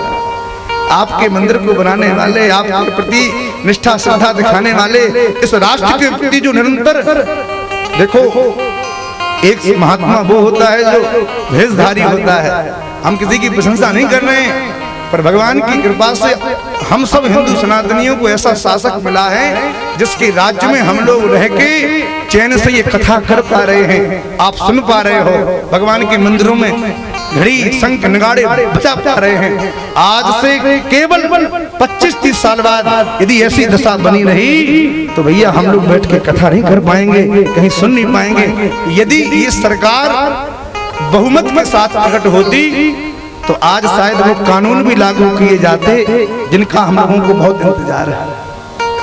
आज वो कानून भी लागू किए जाते, जनसंख्या वृद्धि के कानून भी लागू किए जाते। आप लोग तो नारा लगाए बैठे हो हम दो हमारे दो, और विपक्ष नारा लगा के बैठा है हम दो हमारे अनेक। हमें दो लेना देना नहीं है, हमारा वोट बैंक बढ़ना चाहिए महाराज। शायद इस निर्णय पे सरकार अपना कोई निर्णय सुनाती, जनसंख्या वृद्धि रोकती। और भैया हमें तो एक बात की बड़ी पीड़ा है कि हमारे मथुरा में भी जहां भगवान श्री कृष्ण की जन्मभूमि है वहां पर भी आधिपत्य जमा हुआ है। अब हम मथुरा वासी किस मुंह से सरकार से प्रार्थना करेंगे कि भाई हमारी जन्मभूमि को भी मुक्त कराओ, हमारे भगवान कृष्ण को भी मुक्त कराओ, हमारे काशी को भी मुक्त कराओ। अब किस मुंह से हम लोग कहेंगे? ये दुर्भाग्य है। इसलिए हम लोगों को ये पहचान होनी चाहिए कि हमारा शासक कैसा है। अरे वो कैसा भी सही, आप लोग शायद इस बात को न जानते हो, राम जन्मभूमि मंदिर जब बना और मंदिर बनने के बाद राम जी की जब स्थापना करी गई तो हमारे श्री प्रधानमंत्री जी ने 15 दिन पहले से केवल गंगा जल का पान, जल का पान, अन्न जल सब कुछ त्याग कर केवल गंगा जल का पान किया। कई दिन व्रत किए, कई दिन नियम साधना की कि हम भगवान राम के पूजन करने के योग्य बन जाए। सब महाराज अनिष्ट करने वाले लोग, अनाचार करने वाले लोग, भक्षा भक्ष खाने वाले लोग, मद्यपान करने वाले लोग, ये क्या जाने भगवान की सेवा पूजा कैसे की जाती है। और भगवान की कृपा से ऐसा शासक मिला और हम लोगों ने उनका प्रणाम बहुत बुरी तरह से लगाया। बड़ी पीड़ा है। आप सबसे केवल एक ही प्रार्थना है कि सही गलत का निर्णय अपनी आत्मा से आप लोग करना। ये देश की महंगाई, इन सब चीजों को एक तरफ धरते हुए अपने राष्ट्र की रक्षा किसके द्वारा की जा सकती है, इस बात पर निर्णय करके हमको वोट डालना चाहिए। हमारा राष्ट्र कैसे, अरे अपने लिए तो भैया दुनिया कर लेती है, राष्ट्र सुरक्षित कैसे रहे, उस बात की चिंता हमको करनी चाहिए। तो दूसरा भक्त है, भक्ति दुर्लभ है राजा। राजा यदि भक्त हो जाए तो बहुत उच्च कोटि का भक्त होता है। और तीसरी भक्ति माताओं के भीतर अत्यंत दुर्लभ है। आप कहोगे क्यों? स्त्रियों में भक्ति होती तो बहुत है, इनके जीवन में भक्ति प्रकट बहुत होती है। सुबह जल्दी उठ भी जाएंगी, मंदिर में लोटा भी जल भी चढ़ा देंगी, खूब भगवान की पूजा भी करेंगी, सब कुछ करेंगी। पर इनके हृदय की जो भक्ति है वो थोड़ी सी विपत्ति में डगमगा जाती है। पति की तबीयत खराब हो जाए, पुत्र की तबीयत खराब हो जावे, घर में गोपाल जी हैं, गोपाल जी की पूजा कर रही हैं, पर किसी ने कह दिया कि भैया चले जाओ वहां मजार पर चादर चढ़ा के आ जाओ, तुम्हारे पति की तबीयत सही हो जाएगी। तो देवी जी वहां जाने में भी संकोच नहीं करेंगी। क्यों? क्योंकि उनका हृदय इतना सरल होता है कि हमारे पति ठीक हो जाए, पुत्र ठीक हो जाए, वो कैसे भी हो किसी की भक्ति कर लो। इसलिए इनकी भक्ति को पुष्ट नहीं बताया, चंचला भक्ति है महाराज। और यदि किसी स्त्री की भक्ति पुष्ट हो जाए, हम ये नहीं कह रहे हैं कि भक्ति नहीं आती, भक्ति आती है। यदि किसी भक्ति स्त्री की भक्ति पुष्ट हो जाए तो हमारे भक्त चरित्रों को उठा के आप पढ़ेंगे, माँ मीराबाई की भक्ति की जैसी भक्ति होती है, करमेती की जैसी भक्ति होती है, रत्नावती की जैसी भक्ति होती है, गणेश कुंवर की जैसी भक्ति इनकी प्रकट हो जाती है। स्त्रियों की वो भक्ति होती है। इसलिए ये भक्ति जो है ना, ये बड़ी दुर्लभ है। 3 लोगों को बड़ी दुर्लभ है। ये किसी भी जात में जन्म लेने वाले को दुर्लभ नहीं है। यदि कोई अपने मान अभिमान को त्याग कर भगवान का भजन करे तो भगवान उससे बड़े प्रसन्न हो जाते हैं। हम लोगों का मन भगवान के नाम में लगता नहीं। और रैदास जी जो चर्मकार जाति में जन्म लिया, एक कहावत तो आप लोगों ने सुनी होगी।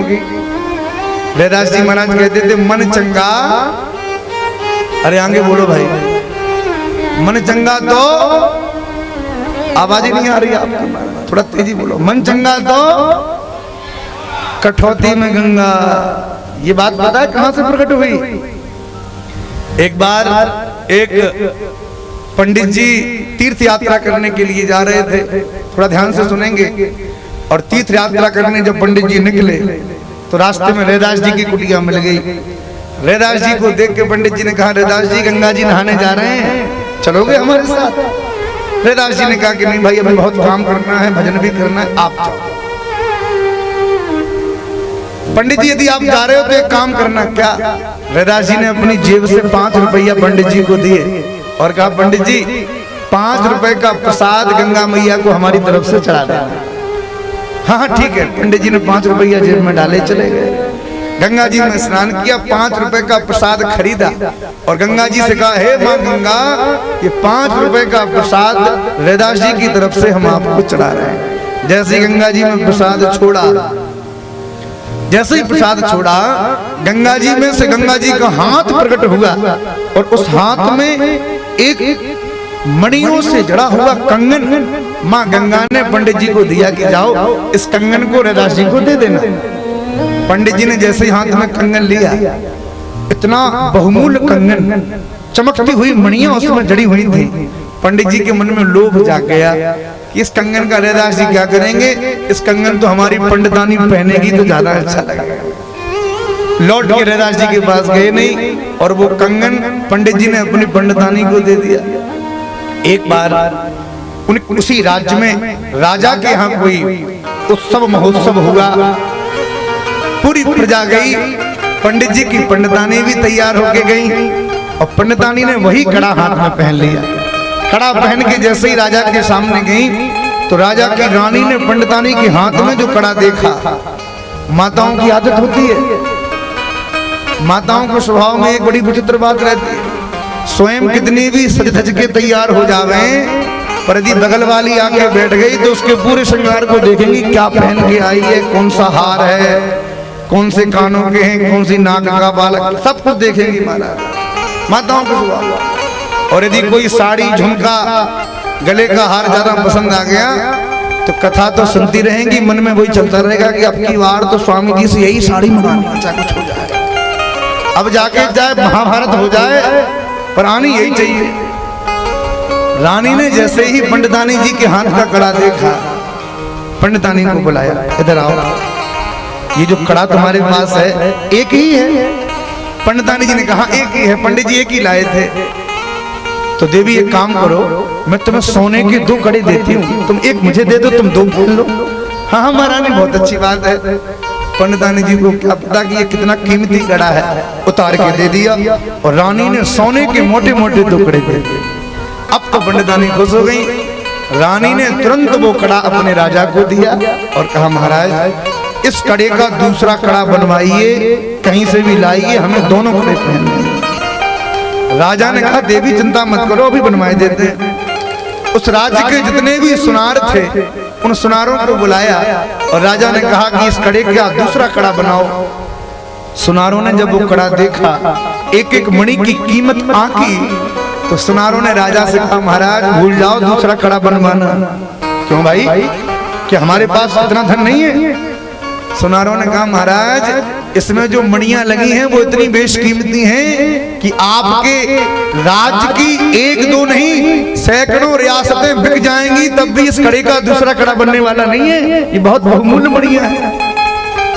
राजा का तो माथा घूम गया, इतना महंगा कंगन कहां से आया? अपनी पत्नी से पूछा, पत्नी ने पंडित जी को बताया, पंडित जी को बुलाया गया। राजा ने कहा, पंडित जी ये कड़ा जहां से लाए हो वहीं से दूसरा लाओ, नहीं तो कल तुमको फांसी दे दी जाएगी। अब पंडित जी घबराए, जीते जी मृत्यु आ गई। घर में आके अपनी पंडितानी को लाख बातें सुनाई, पर क्या होता है? पंडित जी ने सोचा क्या करें, यदि रैदास जी से कहते हैं जाके तो कहेंगे तुमने पहले क्यों नहीं बताया। एक काम करते हैं, सीधे गंगा जी जाते हैं। पंडित जी सीधे गंगा जी गए और अब की बार पंडित जी ने 5 का प्रसाद नहीं 50 का प्रसाद खरीदा, कम से कम अब तो कड़ा मिलेगा सही। गंगा जी में जाके कहा, हे गंगा मैया, रैदास जी की तरफ से ये 50 रुपया का प्रसाद हमने चढ़ाया। जैसे ही प्रसाद छोड़ा ना हाथ प्रकट हुआ ना कोई कंगन आया। अब तो पंडित जी को बड़ी चिंता हो गई, क्या करें। लौट के रोते हुए रैदास जी के पास आए, पूरी बात बताई कि हमने आपसे झूठ बोला, हमने बताया नहीं, गंगा जी ने आपके लिए कड़ा दिया था, हमने अपनी पत्नी को दिया, पत्नी ने रानी को दिया, आज मेरे प्राण संकट में है रैदास जी, तुम रक्षा करो, कैसे भी दूसरा कड़ा लाओ। रैदास जी ने कहा करना क्या है। पंडित जी ने कहा रैदास जी बस एक ही चीज करनी है, आप हमारे साथ गंगा जी तक चलो, गंगा जी से आप मांगोगे तो कड़ा जरूर मिल जाएगा। रैदास जी बोले देखो पंडित जी, गंगा जी तक जाने की कोई जरूरत नहीं है, मन चंगा तो कठौती में गंगा, हमारे कठौती में गंगा जी है, चिंता मत करो। और जैसे ही रैदास जी ने हाथ जोड़ के कहा हे गंगा मैया एक कड़ा की कृपा और करो, नहीं तो पंडित जी के प्राण चले जाएंगे। पंडित जी देखने वाले थे, रैदास जी के कठौती में से गंगा जी का हाथ प्रकट हुआ और दूसरा कड़ा ला के रैदास जी की गोद में डाल दिया। ये है भक्ति। भगवान कहते हैं भैया तुम्हें यदि भक्ति करनी है तो थोड़ा हमारे तरफ आना तो पड़ेगा। यदि तुमको भक्ति के मोती बटोरने हैं तो सागर में डूबना तो पड़ेगा हमारा। उत्तरा सागर में जो उसको मोती मिले, खोज की जिसने मेरी मुझे पा लिया। उत्तरा सागर में जो उसको मोती, उत्तरा सागर में जो उसको मोती मिले, खोज की जिसने मेरी मुझे पा लिया।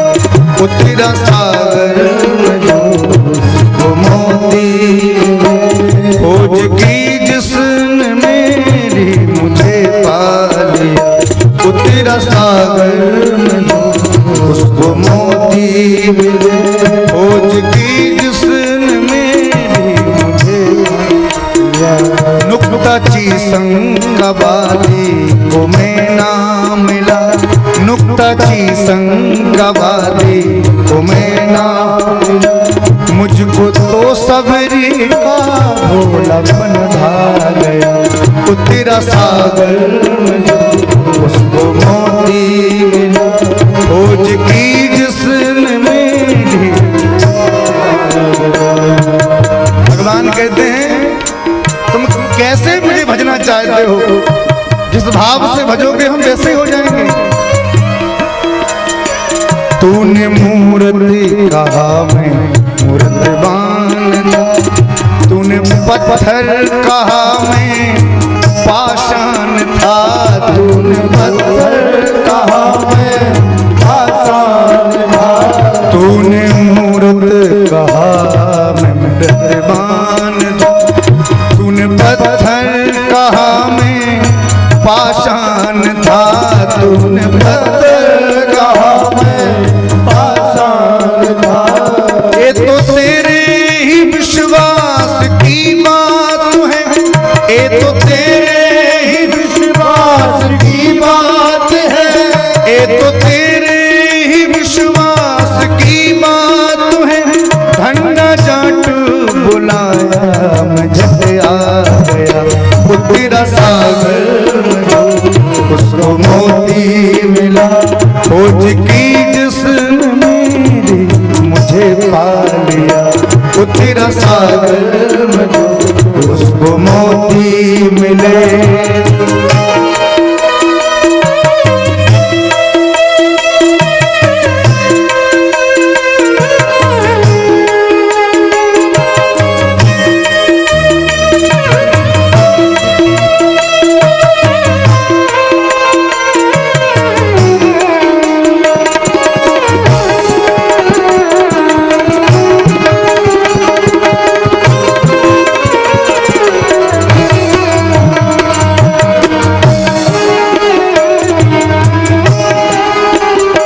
ये तो सच है कि तूने बुलाया नहीं, बिन बुलाए कभी मैं आया नहीं, बिन बुलाए कभी मैं आया नहीं। ये तो सच है कि तूने बुलाया नहीं,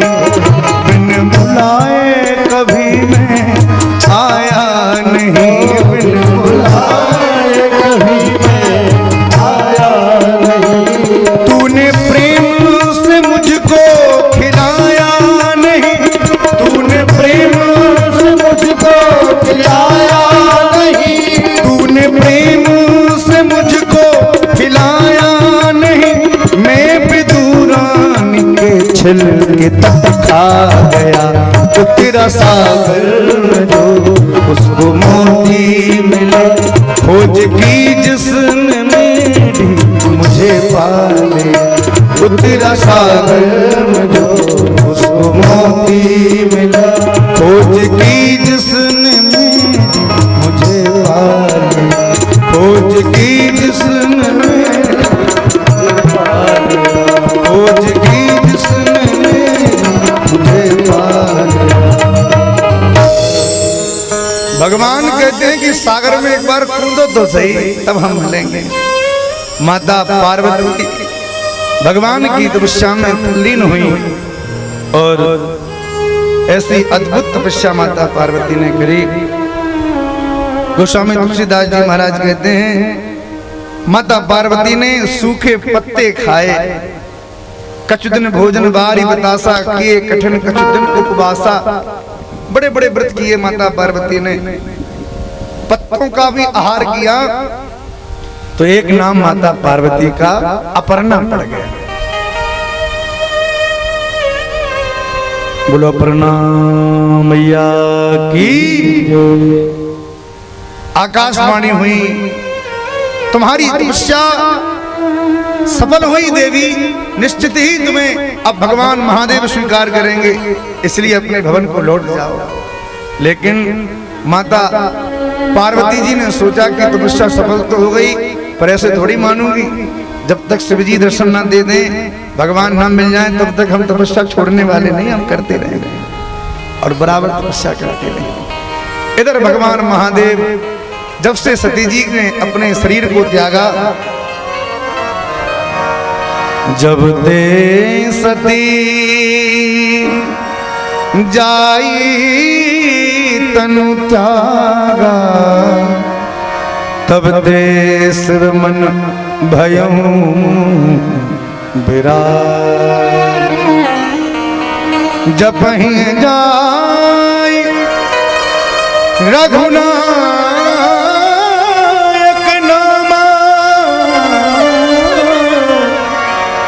जह तह सुनहि राम गुण गान।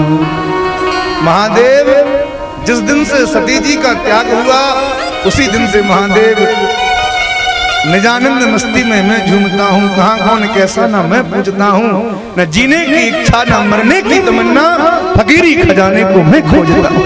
उस फकीरी खजाने में घूमते रहे महाराज, अपना ही चिंतन करते, अपने ही भीतर राम जी को प्रकट कर लेते, अपने ही आप में मस्त रहते। हम ही ते भूले हम ही में भूले, हमें खोजने हम ही चले, हम ही ने खोजा हम ही ने पाया, हमें मिले जब हम ही मिले। कबीरदास जी कहते हैं मोह कहाँ खोजे बंदे, मैं तो तेरे पास रे। मोह कहाँ खोजे बंदे, मैं तो तेरे पास। भगवान को कहाँ खोजोगे, भगवान तो आपके पास नहीं है। इधर जब भगवान शिव की ये दशा, कभी संतों के बीच में बैठ जाते, सत्संग करने लग जाते, सती जी की याद में कभी रोने लग जाते, कभी हंसने लग जाते, कभी राम जी की कथा सुनाने लग जाते, कभी सुनने लग जाते। देखिए सत्पुरुषों का समय भगवान की कथा में ही व्यतीत होता है। समय की कीमत जो समझेगा वो अपने समय का कभी दुरुपयोग नहीं करेगा।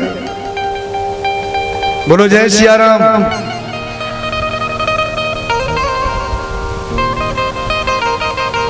और आज के समय में हम लोगों ने अपने समय को जितना दुरुपयोग किया है, इतना जीवन में कभी समय का दुरुपयोग कोई कर ही नहीं पाया।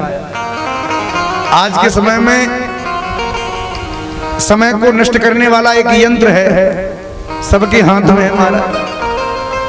जितने भी लोग बैठे हैं ना यहाँ, दो चारी बेचारी बूढ़ी मैया होंगी जिनके पास कीपैड वाला छोटा सा फोन होगा, बेचारी उठाना जानती होंगी और काटना जानती होंगी, और लेना देना उनको नहीं है।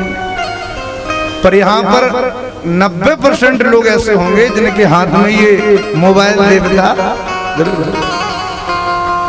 आप लोग ये मत सोचना कि हम पे नहीं है, हम पे भी है महाराज, हमारे पास भी है। पर हम आपसे प्रार्थना करें, आज के समय में जितना समय का ह्रास ये मोबाइल लोगों का कर रहा है, इतना किसी समय में नहीं हुआ। इस मोबाइल ने सबको अकेला कर दिया, किसी को किसी की जरूरत नहीं है। एक घर में 4-5 सदस्य हैं तो बेचारे बूढ़े माता पिता एक दूसरे को देखते रहते हैं, बैठे रहते हैं, और बच्चे बालिकाएं बेटा बेटी सब अपने अपने मोबाइल में लगे लगे महाराज, काम चल रहा है, किसी को कोई किसी से लेना देना नहीं। ये स्थिति प्रकट है। और इतना समय बर्बाद करे भैया, इतना समय बर्बाद कि मोबाइल देखते देखते कब रात के 12 बज जाए, कब 1 बज जाए, नींद ही ना आवे। अच्छा, बाद में लोग ये कहते हैं आज तो हमें नींद ही नहीं आई, आज तो हम पूरी, अरे कहां से नींद आए तुम नींद को खाने वाला यंत्र तो अपनी आंखों के सामने लगा रखा है। चलो हमने मान लिया कि मोबाइल चलाना चाहिए, उसका उपयोग करना चाहिए, सदुपयोग करना चाहिए, पर भैया इस कलिकाल में इस मोबाइल के जैसा दूसरा वरदान भी कोई नहीं है। आप कहोगे क्यों? इस मोबाइल में ऐसा कौन सा महापुरुष है, ऐसे कौन संत हैं जिन संत की वाणी का लाभ आप इस फोन में न ले सके? बताइए आप। हमारे मलुकपीठ वाले महाराज जी का नाम बोल दीजिए, इतनी कथाएं पड़ी हैं कि बूढ़े हो जाओगे, मर जाओगे महाराज, पर कथाएं पूरी नहीं हो पाएंगी। कितने संतों की कथाएं, कितने संतों के नाम भजन, जो चाहो तो आप लोग सुनो, पर नहीं महाराज, लोग प्रयास ही नहीं करते। फोन का उपयोग यदि हम करें तो हम अपने घर में ही सत्संग की प्राप्ति कर सकते हैं। भगवान शंकर का जीवन केवल और केवल भगवान के सत्संग में ही व्यतीत हो रहा है। उसी समय राम जी प्रकट हुए भगवान भोलेनाथ के सामने। प्रगटे राम कृपा, प्रगटे राम कृपा, रूपशील निधि तेज प्रसाद, रूपशील निधि तेज प्रसाद, बहुविधि राम से वही समझावा, बहुविधि राम से वही समझावा, पार्वती कर जन्म सुनावा, पार्वती कर जन्म सुनावा। और राम जी ने क्या किया? अति पुनीत गिरिजा के करनी, बिस्तर सहित कृपा निधि। भगवान शिव ने जब राम जी का ध्यान किया तो राम जी प्रकट हुए और राम जी ने प्रकट होकर कथा सुनाई। आप कहोगे भगवान भी कथा सुनाते हैं क्या? बिल्कुल सुनाते हैं। जैसे भक्त भगवान की गाथा गाते हैं ना, ऐसे ही भगवान भक्तों की भी गाथा गाते हैं। और गोस्वामी जी कह रहे हैं कि राम जी प्रकट हुए और राम जी ने प्रकट होके भगवान शिव के सामने कथा सुनाई। किसकी? बोले अति पुनीत गिरिजा के करनी, बिस्तर सहित कृपा निधि बरनी। भगवान ने विस्तार से माता पार्वती जी की कथा सुनाई। थोड़ा ध्यान से आप लोग सुनेंगे। जैसे ही कथा पूरी हुई तो भगवान शिव ने प्रणाम किया और भगवान शिव ने कहा प्रभु बड़ी प्यारी कथा सुनाई आपने। राम जी ने कहा कि देखो शिव जी कथा तो सुना दी, अब दक्षिणा तो दो कछु, क्योंकि कथा सुन ली, बिना दक्षिणा के थोड़ी हम जाएंगे, कुछ तो दान दक्षिणा दो। शिव जी ने कहा मांगो क्या चाहते हो भगवान। राम जी ने तुरंत कहा भोलेनाथ यदि हमको देना ही चाहते हो तो मेरी एक बात मानो। क्या? अब बिनती मम सुनहु शिव, जो मुँह पर निज ने हो, जाय विवाहों शैल जहीं यही मुहि मांगे देहु। भोलेनाथ यदि हमको कुछ देना चाहते हो तो बस एक ही मेरी विनती है कि जाके शैलजा से, हिमालय की पुत्री पार्वती से जाके विवाह कर लो, मेरी एक ही प्रार्थना। शिव जी ने जैसे ही विवाह का नाम सुना सोई शिव जी 2 कदम पीछे हट गए। शिव जी ने कहा प्रभु बस अब कृपा करो, अब विवाह नहीं करना। क्यों नहीं करना? अरे विवाह में बड़ा खतरा है। अच्छा ईमानदारी से आप लोग यहाँ बैठे हो, विवाह में सच में खतरा होता है क्या? बोलो जय सिया राम। देखो हम तो बहुत दूर हैं इस विवाह से, तो हमें तो पता नहीं है, पर फिर भी हमने ऐसा सुना है कि विवाह के बाद बड़े खतरे आ जाते हैं। बहुत से लोग कहते हैं विवाह का लड्डू ऐसा है, खाओ तो पछताओ, ना खाओ तो पछताओ। बोलो जय सिया राम। पर हम बड़े चक्कर में थे कि विवाह में इतनी समस्याएं क्यों आती हैं। तो एक बार हमने अपने पूज्य गुरुदेव से एक दोहा सुना। उन्होंने उस दोहे में कहा, रहीमदास जी कह रहे हैं विवाह क्या है? रहीमन ब्याह व्याधि है, रहो तो सको बचाए, पायन बेड़ी परत है, गाय बजाए बजाए। पैरों में ऐसी बेड़ी पड़ती हैं, गाते बजाते बारात लेके जाते हैं कि जीवन भर के लिए व्यक्ति फंस जाता है, बारात फिर नहीं छूट पाता। एक बार एक कन्या का विवाह हो रहा था। पुराने जमाने में कन्याएं विवाह के बाद विदा में रोती थी, आज के जमाने में नहीं रोती महाराज। अब तो टाटा बाय बाय करके चली जाती हैं ससुराल, अब नहीं है रोने की जरूरत। पहले कन्याएं रोती थी तो कभी मैया के गले लगे, कभी भैया के गले लगे, कभी पिताजी के गले लगे, रोवे से रोवे, रोवे से रोवे। पति ने अपनी पत्नी से कहा, देवी क्यों रोती हो? अरे हमारे घर में सब कुछ है, चिंता मत करो, खूब प्रसन्नता पूर्वक रखूंगा, खुश रहोगी देवी, रो मत। उस कन्या ने अपने पति के हाथ को दबा के कहा, सुनो जी, मुझे जितना रोना है आज रो लेने दो, क्योंकि मेरा रोना केवल आज तक का ही है। मैं आज रो लूंगी, कल से मेरा रोना बंद, तुम्हारा जिंदगी भर के लिए शुरू होने वाला है। बोलो जय श्री राम। हमें तो केवल आज ही रोना है, तुम्हें तो जिंदगी भर रोना है। अच्छा एक बात बताएं, ससुराल में जब दामाद जी जाते हैं तो दामाद जी का इतना सम्मान क्यों होता है? देखा आपने, दामाद जी जब जावे तो कोई दामाद जी को बढ़िया तिलक लगावे, पैर छूवे, अरे आइए आइए दामाद। और तो और ऐसा कभी नहीं हुआ कि दामाद जी ससुराल से खाली हाथ आए हो। शुरू में भले 1100-2100 से रुपये का होता हो, बाद में भले 500-200 पर गिनती आ जाए, कोई बात नहीं, पर टीका जरूर किया जाता है। क्यों किया जाता है? दामाद का बड़ा सम्मान। एक महात्मा जी विनोद में कहते थे, महात्मा क्षमा करना, बुरा मत मानना, हम भी विनोदी स्वभाव के हैं, थोड़े कह देते हैं। तो महात्मा जी कह रहे थे, बोले इसलिए सम्मान किया जाता है दामाद का कि भाई दामाद से कहते हैं, भाई तुम बड़े वीर हो जो तुमने इतनी बड़ी समस्या का निदान अपने जीवन में स्वीकार कर लिया, हमारी समस्या को तुमने अपने साथ ले लिया, ये भगवान की बड़ी कृपा। देखिए माताएं समस्या नहीं है, माताएं तो समस्या का निदान है। पर समस्या वहां लगती है लोगों को जो विवाह के बाद गृहस्थोचित कर्मों से च्युत हो जाते हैं और मनमुखी ढंग से अपने जीवन को जीते हैं, उनके जीवन में ही समस्याएं प्रकट होती हैं। बोलो जय सिया राम। अच्छा विवाह में 3 अक्षर हैं, वी, वा और हा। विवाह के अंतिम 2 अक्षर हैं क्या? वाह। पहला वी। जब विवाह होता है तो सब लोग वाह वाह करते हैं, वाह वाह बहुत बढ़िया, क्या विवाह हुआ भाई, वाह। और जब विवाह हो जाता है तो विवाह के बाद में विवाह आह बड़ा परेशान होता है महाराज, ना हुआ होता तो ज्यादा अच्छे रहते, कहाँ फंस गए थे, रोने लगता है। अच्छा विवाह में 3 अक्षर हैं, वी, वा और हा। वी माने जो विवाद से मुक्त कर दे। विवाह के बाद भी जीवन में विवाद बना रहा तो वो विवाह सफल नहीं है। विवाह का मतलब है कि सारी समस्याओं का निदान, अब प्रेम से जीवन जियो।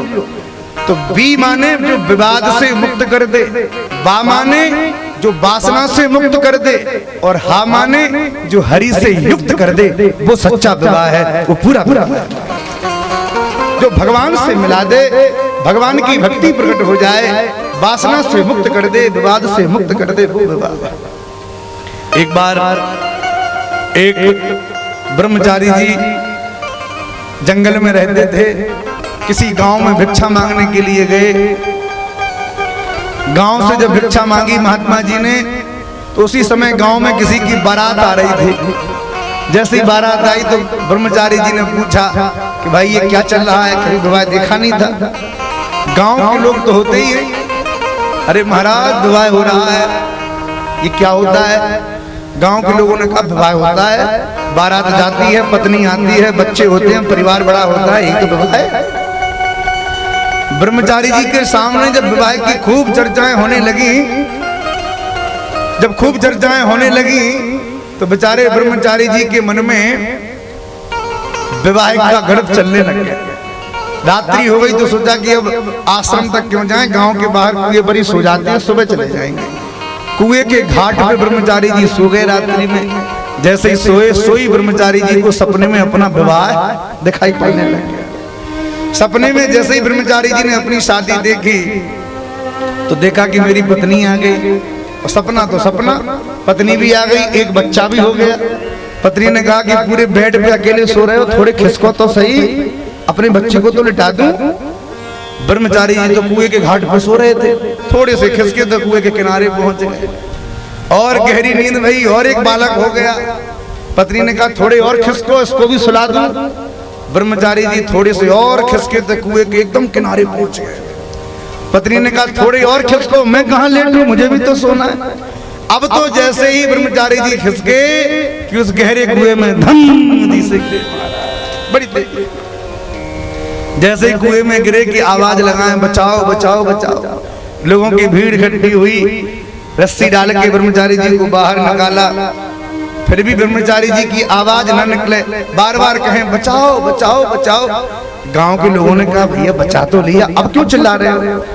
ब्रह्मचारी जी ने कहा भैया कुएं से नहीं, विवाह से बचाओ। बोले क्यों। अरे बोले सपने में देखा तो कुएं में गिर गए, जिनके जीवन में प्रत्यक्ष होते होंगे उन पे क्या बीतती होगी महाराज।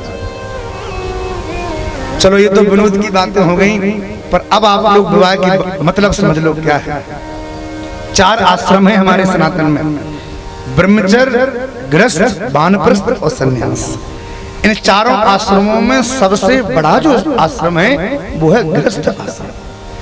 इससे बड़ा कोई आश्रम नहीं है। गृहस्थ जीवन सबसे पवित्र और सबसे बड़ा स्तर है गृहस्थ जीवन का। अरे भाई राम कृष्ण भगवान को भी जब जन्म लेना होता है ना, तो भगवान भी किसी माँ की गोद ही खोजते हैं। भगवान आकाश से प्रकट नहीं हो जाते, किसी न किसी माँ की गोद में ही भगवान प्रकट होते हैं। और ये बड़े बड़े संत महात्मा भी कहीं पेड़ में नहीं लगे रहते कि तोड़ के प्रकट कर दिया हो। ये संत महात्मा भी किसी न किसी गृहस्थ परिवार से ही तो बाहर निकलते हैं। बोलो जय सिया राम। तो संत में और गृहस्थ में क्या अंतर है। बोले संत में गृहस्थ में एक ही अंतर है। जैसे एक शहर के 2 रास्ते होते हैं, एक बीच से जाता है, एक बाईपास से जाता है। बीच से जाओगे तो तमाम ट्रैफिक देखना पड़ेगा, धूल धक्कड़ खानी पड़ेगी, और बाईपास से जाओगे तो एकदम शांति से निकल जाओगे। भैया जो शहर के बीच से जा रहे हैं वो है गृहस्थ, और जो बाईपास एकांत से जा रहे हैं वो है महात्मा। आगे जाके दोनों रास्ते एक हो जाने हैं, ना उसको अलग होना है ना उसको अलग होना है, दोनों मार्ग एक हो जाएंगे। पर भैया रास्ते तभी एक होंगे जब गृहस्थ व्यक्ति अपने गृहस्थोचित कर्मों को करेगा और सन्यासी अपने सन्यास धर्म के कर्म में निष्ठा के साथ आरूढ़ रहेगा, तभी वो अपने धर्म में प्रखरता प्राप्त कर पाएगा। भगवान शिव ने कहा प्रभु ये विवाह की चर्चा मत करो। नहीं भोलेनाथ तुम्हें करना पड़ेगा। और सुनो भोलेनाथ, ये जो मैं कह रहा हूं इसको अपने हृदय में मेरी बात रखो। सिर धरि आयसु करिए तुम्हारा, सिर धरि आयसु करिए तुम्हारा, परम धर्म यह नाथ हमारा, परम धर्म यह नाथ हमारा। मातु पिता गुरु प्रभु की बानी, पिता गुरु प्रभु की बानी, पिता प्रभु की बानी, मात पिता गुरु की बानी, मात पिता प्रभु गुरु की बानी। नहीं विचार करी सुख ज्ञानी, नहीं विचार करी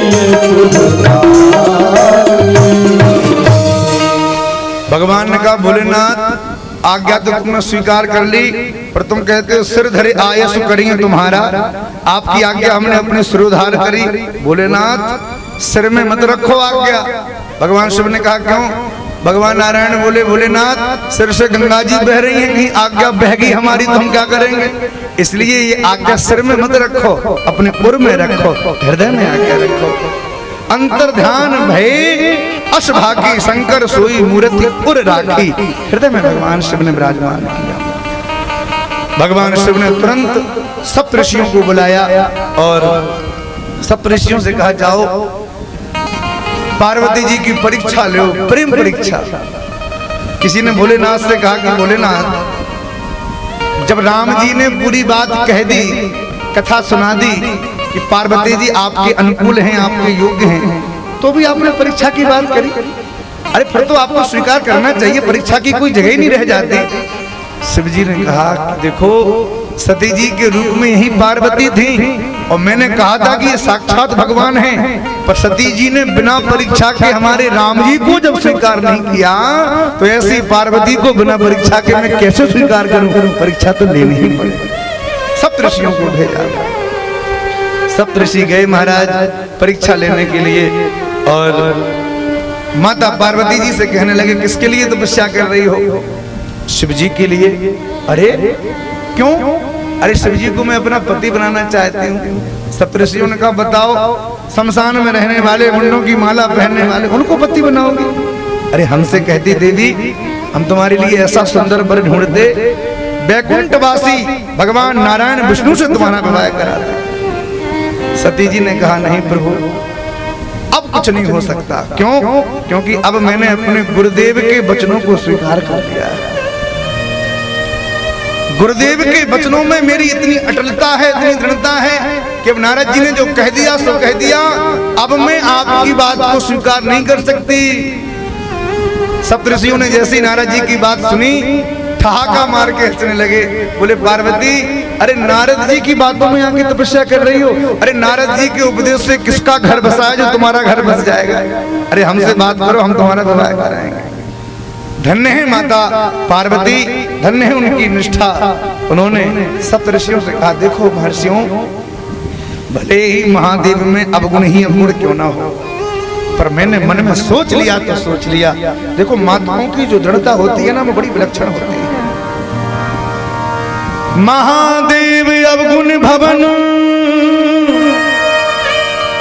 विष्णु सकल गुण धाम, जहि कर मनु रम जाहि सन, तेहि तेहि सन काम। यदि मुनि पहले तुम मिलते तो तुम्हारी बात जरूर मैं मानती, पर अब मैं तुम्हारी बात नहीं मान सकती। क्यों? अब मैं जन्म संबुहित हारा, अब मैं जन्म संबुहित हारा, गुण दूषण करें विचारा, गुण दूषण करें विचारा। अब तो मैं शिव जी के अलावा किसी को वरण करने वाली नहीं हूं, क्योंकि मैंने अपने गुरुदेव के वचनों में विश्वास किया। और यदि सप्तऋषियों तुम्हारे जीवन में भजन के अलावा यही विवाह का काम रह गया हो तो कोई बात नहीं, संसार में बहुत वर करने हैं, कहीं भी जाके संबंध कराओ, बचौलिया बन जाओ, पर हमारे बचौलिया मत बनो। हमने तो निश्चय कर लिया कि शिव जी से विवाह का। सप्तऋषि समझ गए कि भैया ये दृढ़ता हल्की फुल्की नहीं है।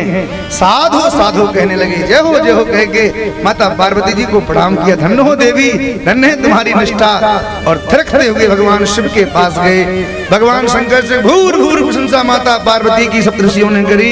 भगवान शंकर मन ही मन प्रसन्न हुए कि चलो अब मेरी परीक्षा में देवी जी पास हो गई। अब सुंदर महाराज पत्रिका हिमालय के पास पहुंचाई गई। इधर जितने भी देवता थे सब व्याकुल हो गए, कहां जाएं क्या करें। तारकासुर नाम का दैत्य खा रहा है। देवताओं ने निश्चय किया एक काम करो, बोले कामदेव को बुलाओ। भगवान शिव तो समाधि लगा के बैठ गए। समाधि खुले तभी ये विवाह करें और तब विवाह के बाद इनका पुत्र होवे और उस पुत्र के द्वारा ये तारकासुर मरे। बोलो जय सिया राम। तो समाधि के लिए किसको बुलाया गया? कामदेव को। काम से कहा जाओ सब शिव जी की समाधि भंग करो। इंद्र ने कहा कामदेव जाओ शिव जी की समाधि भंग करके आओ। कामदेव ने हाथ जोड़े, हे प्रभु हम हैं देव और वो है महादेव, कहां भेज रहे हो? सोच तो लो पहले, मेरे बस की बात नहीं है। इंद्र ने कहा काम बातें मत बनाओ, हम तुमको जाते हुए देखना चाहते हैं। कामदेव ने कहा कोई बात नहीं, जाते हुए तो देख लोगे पर आते हुए नहीं देख पाओगे। चले तो जाएंगे पर लौट के नहीं आएंगे। अरे कहां भेज रहे हो? कुछ भी हो जाओ भंग करो समाधि। कामदेव गए महाराज। और जैसे कामदेव भगवान शिव के सामने अपने काम के जो 5 बाण हैं, रूप रस शब्द गंध और स्पर्श, देखिए संसार में बड़े बड़े